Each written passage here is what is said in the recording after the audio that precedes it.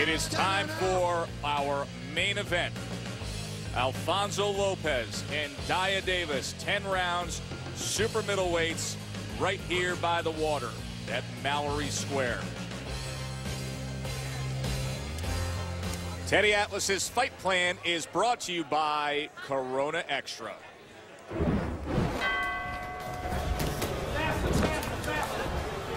The southernmost point in the United States. Well, it begs the question, just how much further do our fighters tonight in the main event have to go to get to the top? And what direction should they take? Let's answer those questions for you right now. So, you're going to be Mr. Lopez. I'm going to be Davis. Now, both fighters like to move a lot. Who's going to stand? Who's going to set themselves? I think it's going to be Davis, maybe a little bit more. Lopez likes to move, gallop around a little bit, then stop and punch. And also, he can be made to fall in a little bit with his punches. If Davis can set his feet, keeps his left hand a little low, if he could use his jab, take a little step back, center, bang, bang, bang, catch him coming in. If he can do that, well, Davis can send Mr. Lopez, even more south, away from any title hopes and away from a decision tonight. All right, now, how does Lopez make sure that he doesn't get sent further up the beach? Well, make a stand. I'll be Lopez, so I'll be Davis. Davis very defensive-minded. Moves his head pretty good, but I noticed that 90% of the time, his first head movement is to the right side. Predictable. Take advantage of that. If Lopez could set his feet, use that jab, get him to slip over there, leaves his body wide open. Bang, bang.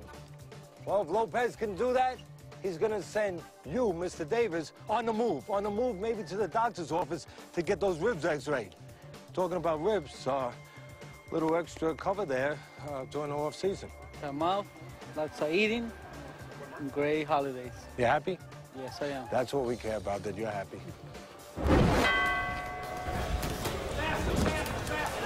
Saul looking a little prosperous after the holidays, but that's a good thing, Teddy, as we welcome everybody here to Mallory Square. It is time for our main event. Let's introduce you to the participants. You see Alfonso Lopez, 29 years old. He's from Texas, nearby Cut and Shoot, Texas, to Corpus Christi. 22-1, 17 knockouts, and he's sporting the Sam Houston State Bearcats jersey. They play in the football championship subdivision title game tomorrow in Frisco, Texas on ESPN2 at 1 o'clock. He was a linebacker there as a freshman, and he hopes to have as good of a defense as his former team has. They're #2 in scoring defense in the country in FCS. He fought Kelly Pavlik, the former world champion, to a majority decision for Pavlik back last May 11th, and then Lopez went on to TKO Michael Walker, who had 19 wins. That fight was on September 24th back home in Corpus Christi. So Lopez comes in supporting Sam Houston State Bearcat football with a mark of 22-1 with 17 knockouts. And there is Dyah Davis. Just saw a beautiful story on Dyah Davis, and of course the son of Howard Davis from the 1976 Olympic team, the gold medalist. 20 wins, 2 losses, 1 draw, 9 knockouts. 30 years old, he got a late start. 6'1", 166 3/4, and he trains and lives here in Florida at John David Jackson's gym is where he gets his work done. The 3 judges scoring at ringside: Fred Foodie, Michael Pernick, and Rocky Young.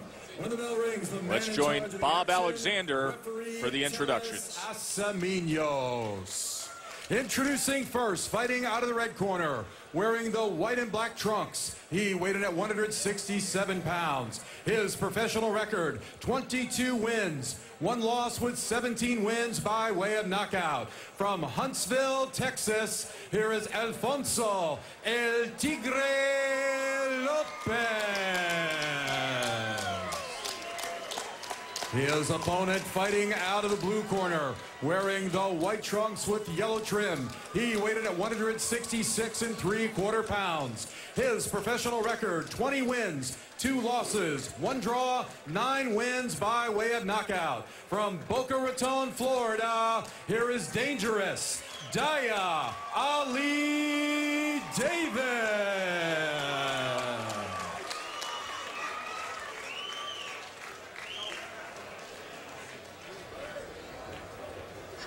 Teles Acemeños is the referee. Teles has worked many main events on our televised Florida cards, and Lopez and Davis are scheduled for 10 rounds here in Key West.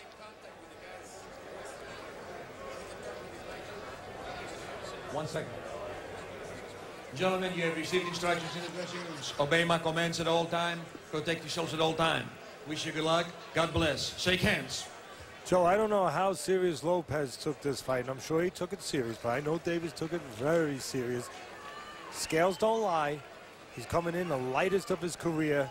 He knows what this fight means. He's coming in 5 1/4 pounds less than his last fight only 2.5 months ago.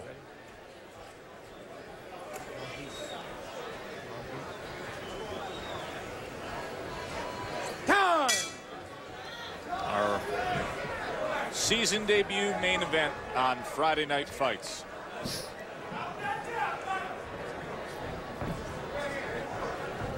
Lopez has fought the better opposition throughout his career so far. All but 3 of Lopez's 23 fights have been in his home state of Texas. His only loss is when he stepped outside of that home state of Texas.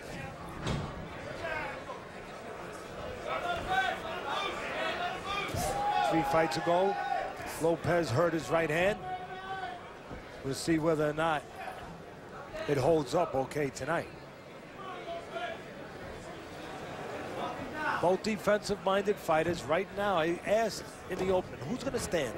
Who's going to want to fight? Who's going to want to take chances? Who's going to want to be more aggressive? I hope someone puts their hand up. Right now, Dave is setting his feet a little bit more. The problem, nobody's moving their hands. Lopez likes to move around, can be very awkward. He'll move around and suddenly attack a little bit, then move around a little bit, keep you off balance. Come from all different kinds of positions, angles. Dave has no amateur background. Learned on the job, learned in the pros. Good bloodlines. His father, Howard Davis Jr., part of the greatest Olympic team, at least in my mind, of all time, the 1976 Olympic team when he won a gold medal. Guys like Sugar Ray Leonard, Leo Randolph, the Spinks brothers. And Howard Davis had all those names. He won the Val Barker Trophy for outstanding boxer of those Olympics. Isn't that amazing? You think about the names that you just listed off, and then think about how quickly some of those guys went on to instant elite pro success. Well, you can do that when you have 200, 300 fights against the best in the world. You have that kind of confidence, that kind of talent, that kind of experience. Leon Spinks just 8 fights later. Yeah, he went and fought Muhammad Ali, the greatest. Let go! Stop! And won the heavyweight championship of the world when he upset Ali. I suppose you would say the '84 team would be the next best team. Yeah, but you know what? You want to say that, but I'm not going to say it. But because a lot of the Cuban fighters, you know, the top fighters, obviously in terms of the rest of the world. The Cubans and some of the Russians, but I know the Cubans weren't there. So some of the best competition weren't there. So that opened the gates. I mean, we had talented guys in that Olympics, but that opened the gates for our guys to walk into gold medals. A little easier than it was in 1976. Right. Right now, I wish the gates would open a little bit and these hands would start moving, because I'm waiting for it. Counter to everything they told us yesterday. We'll see what comes up the second round, and if they open things up a bit then.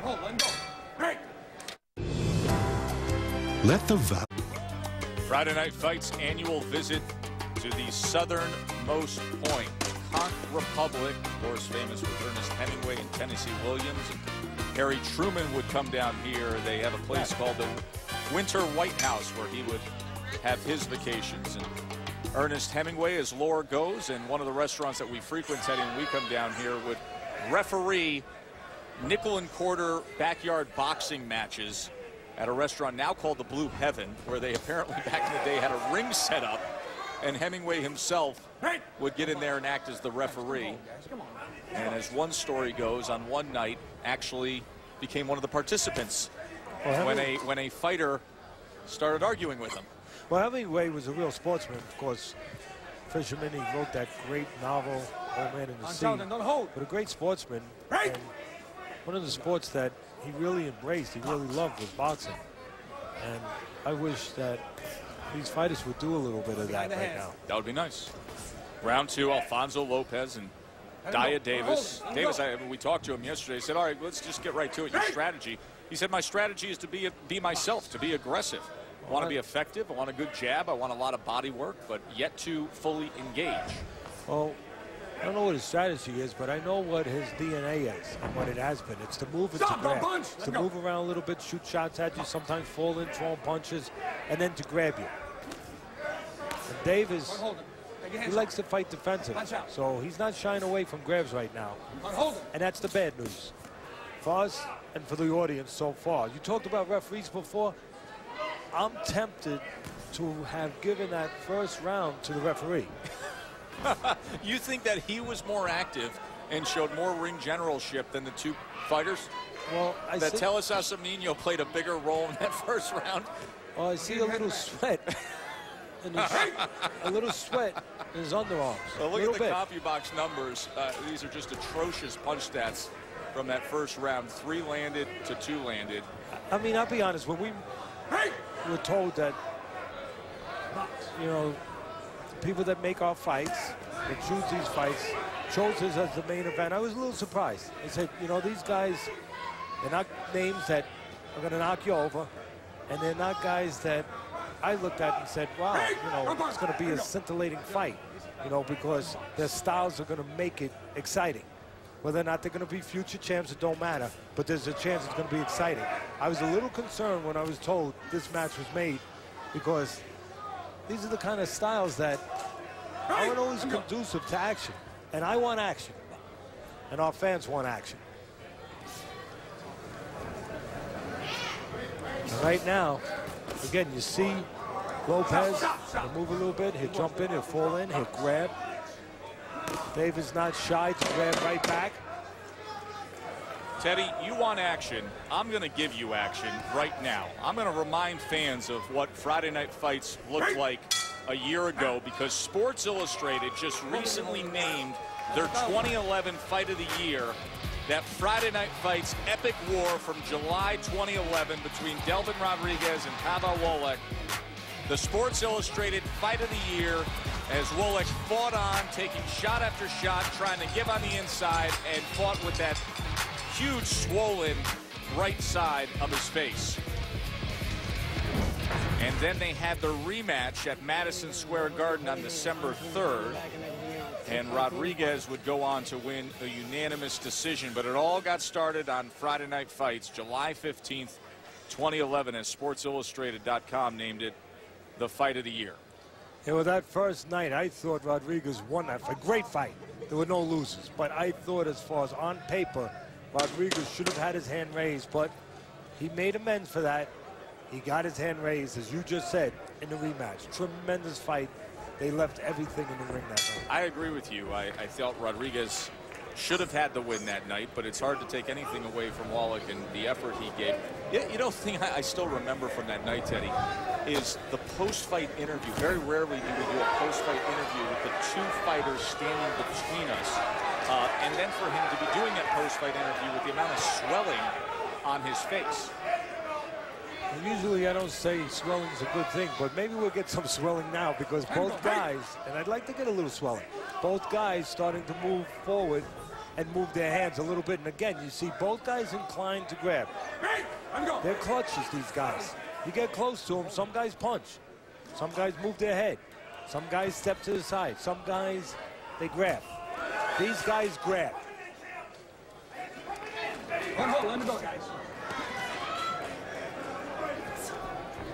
Talking about that Pavlik-Rodriguez fight, great heart. But one of our best fans out there is a kid with the greatest heart that I've ever seen in my life. Christian Panisi, you met him, I think, at one of our dinners, one of our foundation dinners. Christian, big fan. He's got a little surgery Monday. We're thinking about you. We love you, Christian. We're praying for you. You're going to be fine. You're as tough as they come. Nobody's tougher than you. If every fighter was as tough as you, they'd all be world champions. Get better. All our best to him. College football bowl action continues. Saturday, 1 o'clock on ESPN, the BBVA Compass Bowl from Birmingham. SMU taking on Pitt. That's on ESPN, ESPN Radio, ESPN 3. Saturday, 1 Eastern on ESPN.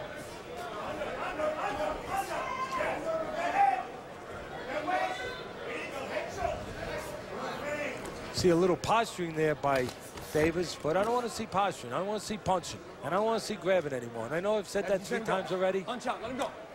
I hope I don't have to say it anymore. Anyone who makes a decision, someone wants to win this fight, you know what it starts with? Wanting to win the fight. Just throwing punches. Yeah, that's all it starts with. Wanting to win the fight. And that'll separate you from the other guy. And in 2 ways. One, use your jab on the outside. Nobody's doing that. Or when you get inside, don't grab and punch. If one person makes a choice, and life's always about choices, fighting's about choices. Make a choice that's good now, and you're going to be able to live with, and that's going to be good later.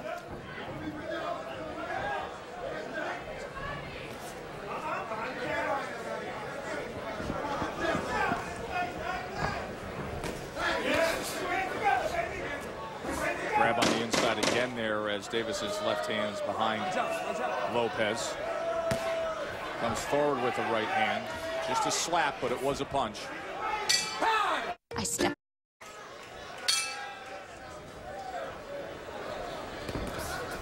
Saw the left hand by Dyah Davis in round number 3. The 30-year-old from Boca Raton, Florida, the son of Howard Davis, the '76 Olympic gold medalist, in so far a lackluster fight where both guys have been slow to fully engage, taking on Alfonso Lopez, who fought former middleweight champion Kelly Pavlik. It was a majority decision win for Pavlik a year ago.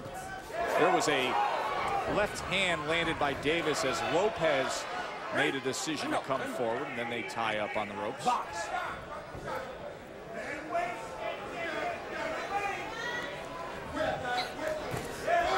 There's that double jab by Davis. See, Davis has the ability to grab, but I don't want to see that ability. I want to see the ability to set his feet, use that jab, so show a little bit of the skill sets that he has. Tied up again. More work for Telis Asaminas, third man inside the ropes tonight. And again, Lopez a little cruder. And maybe that's all it takes to win this fight. Be crude. Move your hands. Whoever chooses not to do what you're seeing, not to just grab, to punch a little bit, that person has an easy opportunity to win the fight. Open window to win the fight. Both these fighters have to fight off nature. They have to fight off the instinct to just survive. Everybody has that, the instinct to survive. They have to temper it. They have to control it with the discipline and the thought of winning. That's what a seasoned fighter does. Yeah, exactly. I mean, everyone has the survival instinct, everybody. Otherwise, you're not born on this planet. And surviving gets in the way of winning, because instinct only thinks about making sure that you're going to get from this moment to the next moment safely. A top pro, a top athlete, a person who's the best at whatever they do, takes that instinct and he puts it on the side, he controls it, and he uses the discipline, his character, his teaching to make sure that he does the things to prosper, the things to triumph. In this case, the things to win. Right now, both guys allowing the instinct of survival to dominate them. Somebody has to shake that off a little bit and think about the things they were taught. Not instinctive things, but taught things. Right hand by Lopez fell a bit short that time. End of 4. Every baller. I'm Bernardo Suna, back at the ESPN Friday Night Fight studios, interacting with you on Twitter and Facebook. The last Don tweets, I wish someone would be the aggressor. Come on, guys, let's fight. And on Facebook, Adele Torres says, Saul looks sharp. What's this about him looking fat and chubby? Quit picking on him, guys. I think Saul looks great myself. No, I mean, You're right. He does look sharp. He's a handsome man. He just had a good holiday season. I wasn't picking on him. I was just pointing out that sit-ups could be part of his New Year's resolution. So round number 5 here of our main event between Lopez and Davis. As some of the social media buzz a little frustrated with the lack of punching here. Scanning Twitter in between rounds. And some people calling this one a dud, a snooze fest. The list goes on and on. You don't, Teddy, have to be, you know, the amazing Kreskin to make that observation, or Angelo Dundee or Ray Arcel or any of those greats to see that. We get it, guys. It's not a good one. I wish we could change it. Not sure we can. I don't understand how Saul is not in shape. You got him training with Alexander Povetkin. He's not running alongside the #2 heavyweight in the world, the WBA heavyweight champion. Yeah, he's running, but at a different pace. Little different pace. So Povetkin's out there in front and Saul's in the car? Not in the car. Not in the car, but a little bit behind. But Saul does a great job as my assistant. When we go over to Russia to train the WBA heavyweight champ Povetkin, who I'm fortunate enough to be training, and lucky enough that we won a title.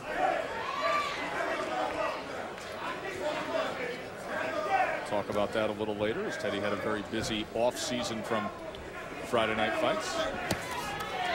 Sweeping left hand off the mark from Davis. Let's go. Punch out.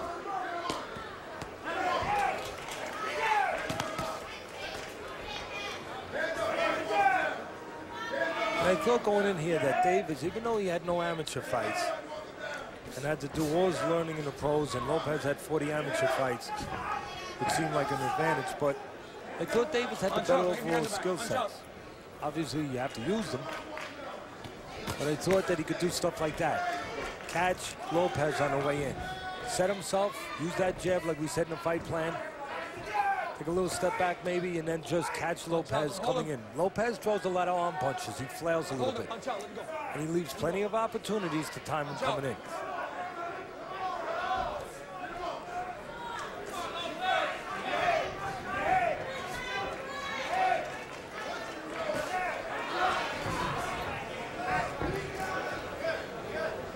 Neither one of these fighters are punchers.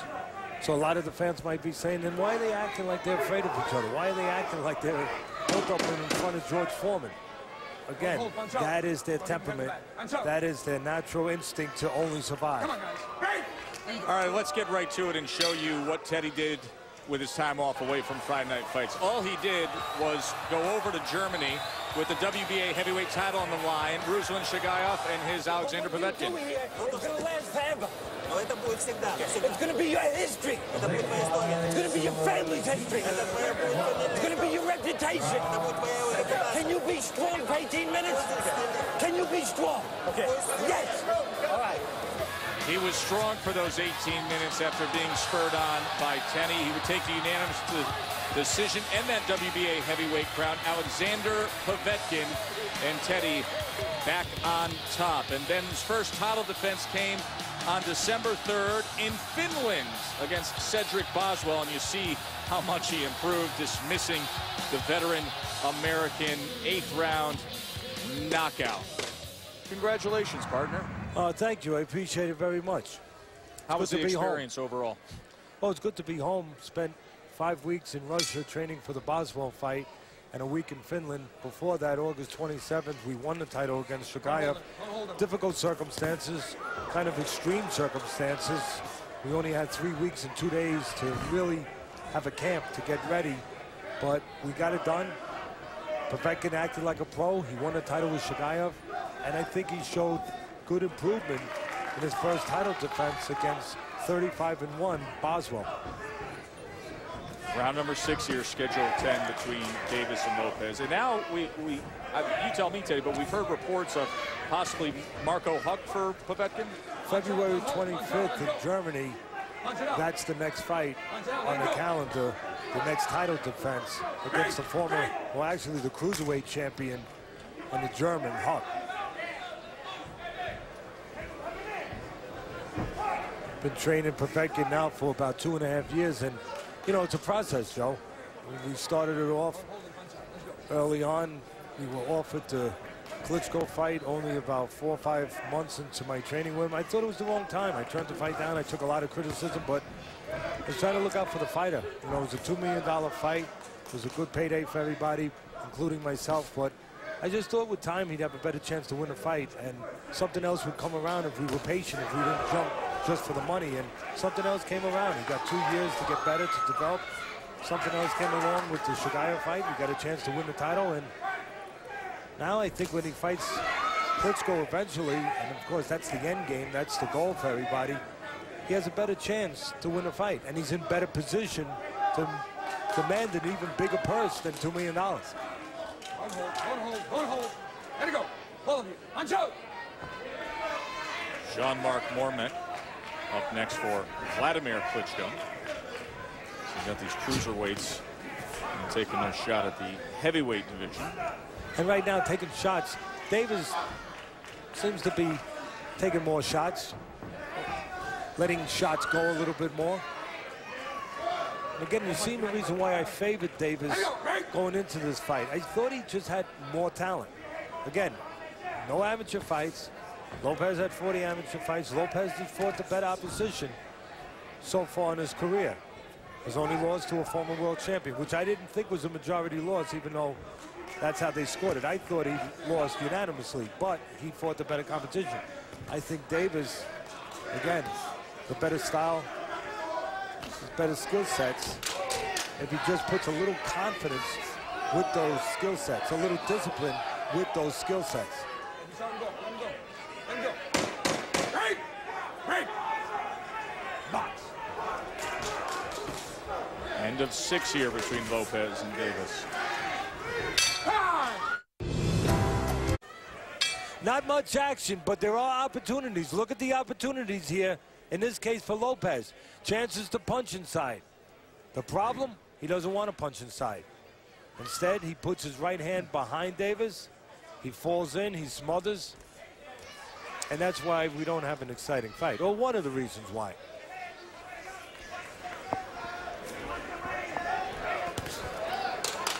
Don't hold. Let's go. Punch out.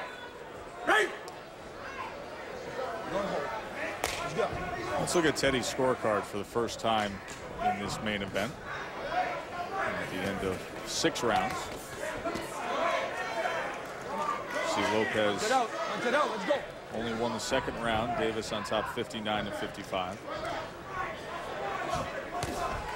Hey, don't punch. Let go. I'm going to start taking points away and give us points for staying here and showing discipline, professionalism, corner fight, and give points to our audience for staying there. Stay there. I want to give you points. Stay there. Don't punch. Please. Don't punch. Teddy, the other day I broadcast the Orange Bowl on ESPN Radio, play-by-play for the Orange Bowl. I never had a chance to catch my breath. West Virginia scored 70 points. I don't believe I've called a connected punch in my blow-by-blow of this main event yet. Yeah, that was incredible. I happened to watch some of that, and that was offense all night long. And here just the opposite. Many people feel, there's an uppercut, Teddy. He has landed an uppercut, and now all of a sudden that brings out something in Lopez, who takes a couple steps forward. Let's look at the CompuBox numbers so far with just over a minute to go in round 7. As you see, percentages down there, 21%. And he fires off a right hand that time. Remember, these aren't what can constitute a punch connected. Doesn't mean it has to come with much violence to it. And a little up jab from Davis. This is a downright offensive attack here in the midst of the 7th round. You're talking about football. One of our great men in the chart just said neither one of these fighters have landed as many punches as West Virginia scored points. That's true. Not even close, I don't think. Nope. They scored 70. And it's right there for them, for either one.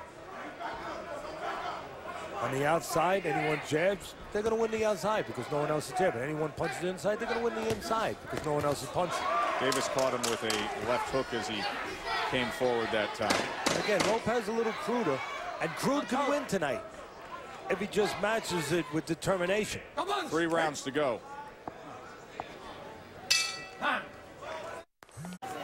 Popcorn, anybody?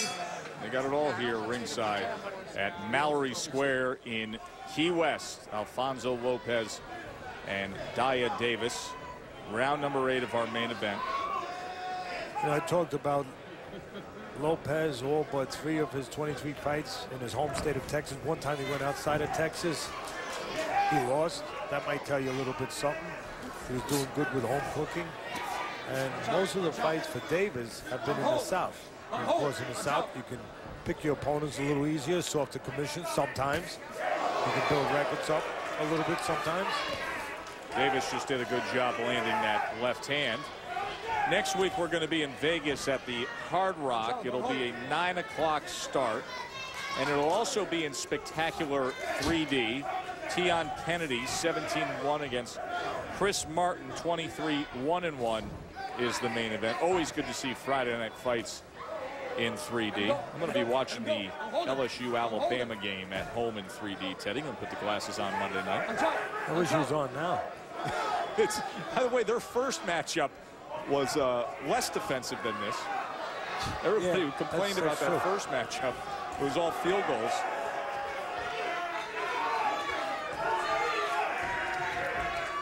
I think the BCS got it right. The 2 best teams in the country are vying for the championship. By the way, the other games, and some of those bowl games were panned, were wildly entertaining. Rose Bowl and Fiesta Bowl. Oh, tremendous. Just the opposite, the antithesis of what we're seeing tonight. There was offense. Offense, offense, offense.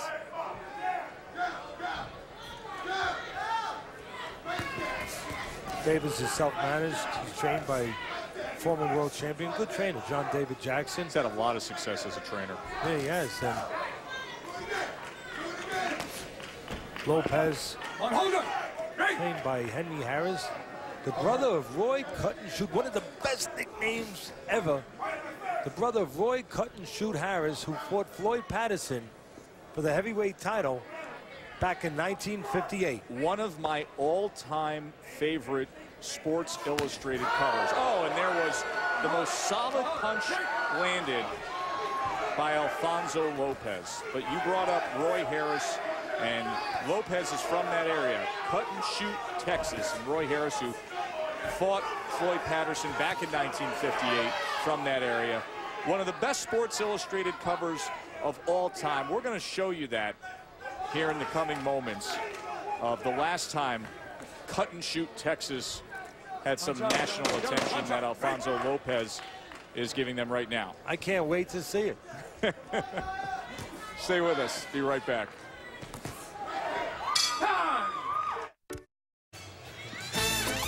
Teddy, here's one of the great Sports Illustrated covers of all time. You brought it up, Cut and Shoot, Texas, and Roy Harris. The subtitle says, "A tough galoot from Cut and Shoot takes on the champ." That is a great cover, great nickname. And boy, a tough galoot from Cut and Shoot. Oh, at that time, Roy Cut and Shoot Harris was 23-0, undefeated heavyweight contender when he took on Mr. Floyd Patterson. Floyd Patterson had great hand speed, great power, and a great leaping left hook. Round number 9 scheduled for 10. Dyah Davis, the son of the 1976 Olympic gold medalist Howard Davis, trying to earn the 21st win of his pro career. He got a late start. Didn't get to boxing until he was 23 years old. Lopez, his last fight, he was cut over the left eye. That has not shown itself in this fight. Maybe not enough punches thrown to cut him over the left eye.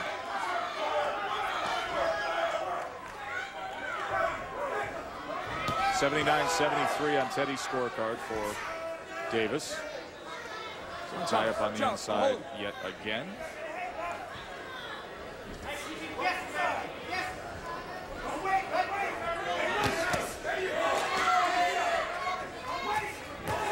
A good right hand that snapped the head of Davis, of Lopez, and Davis lands another right hand. So a lack of offense here in our main event.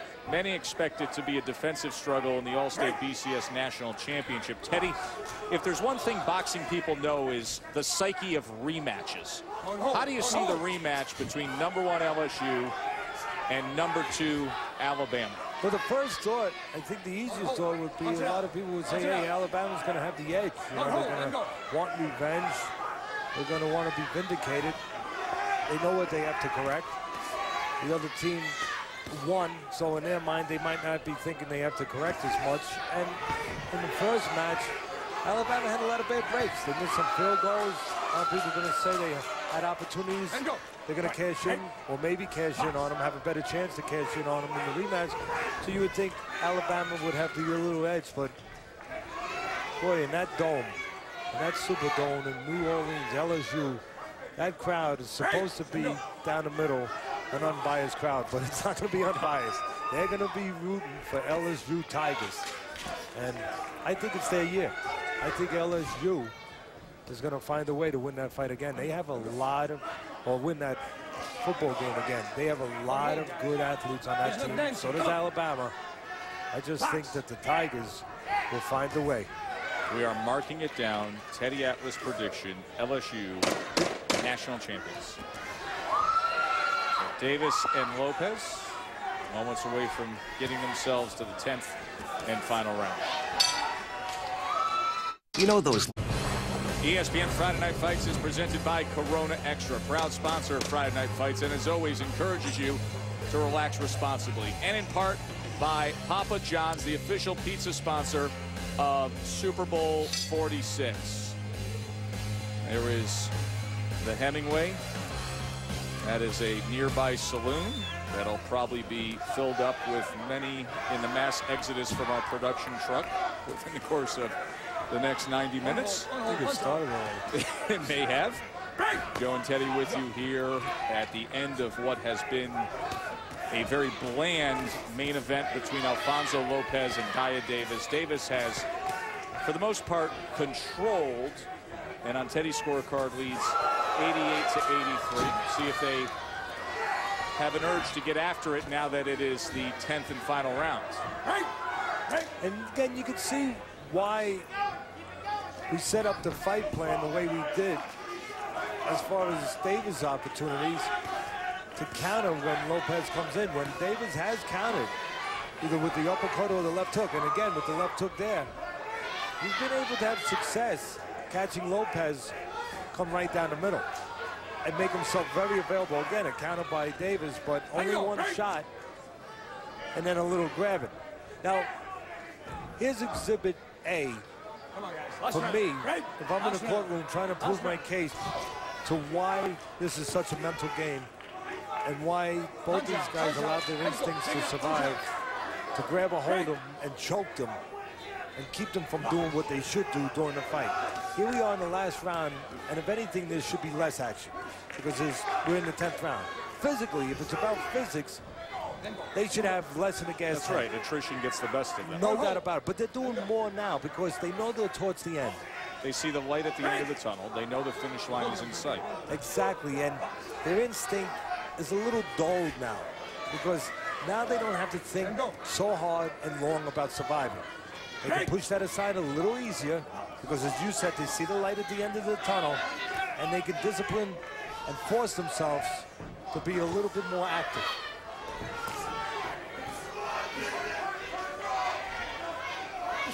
And that's what you're seeing as Lopez tried to come forward behind the jab that time. And Davis tried to catch him with a left hand as he moved in there. Some swelling under the left eye of Davis.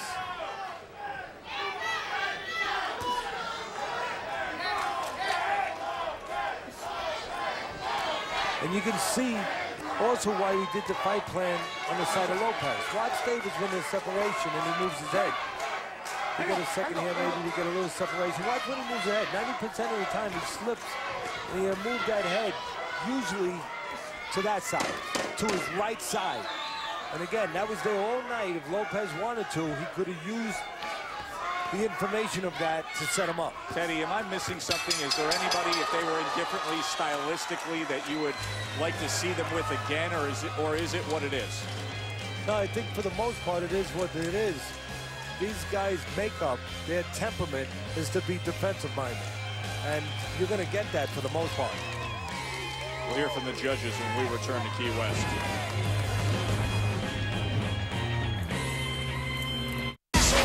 Let's take a look at the punch of the night, brought to you by Just for Men Hair Color. Well, we said in the fight plan there's chances to counter Lopez as he comes in, and there was one of the chances, and Davis took advantage of it. A nice right uppercut as Lopez walked in and left himself available. I would have liked to see a left hook on top, but you know what? The night being the way it is, I'm glad we got that. That got me out of my seat, that uppercut, when he landed it. It was so surprising to see it after all those rounds. Teddy's scorecard says 97-93. He has it for the son of the 1976 Olympic gold medalist. That is Dyah Davis. Let's see if the ringside judges saw it that way. And for that information, we go up to the ring to Bob Alexander. Ladies and gentlemen, from Mallory Square in the Conch Republic, Key West, Florida, after 10 rounds of boxing, we go to the scorecards. Judges Fred Flutie and Rocky Young both score the bout 190. Judge Michael Pernick scores the bout 99-91. For the winner by unanimous decision, Dyah Ali Davis. Dyah Davis gets the 21st win of his career. Dennis Douglin in our co-feature gave Steven Martinez the first loss of his career. That does it ringside from Key West, but plenty more to come in the studio with Bernardo Osuna.